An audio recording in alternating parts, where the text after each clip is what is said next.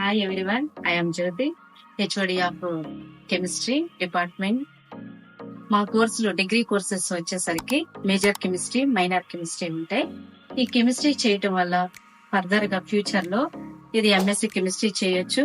ఇప్పుడు ప్రెసెంట్ అయితే ఎన్ఈపి ప్రకారం ఆనర్స్ కోర్సు నడుస్తుంది కాబట్టి మీకు డైరెక్ట్ గా పిహెచ్డికి ఎలిజిబుల్ అవుతారు.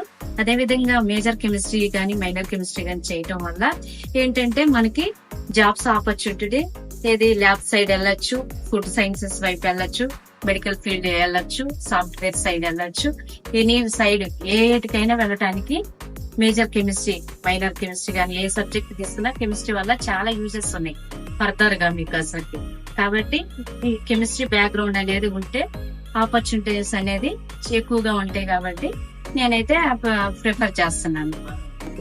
Admissions are open at TJPS college, Pattapuram, Guntur.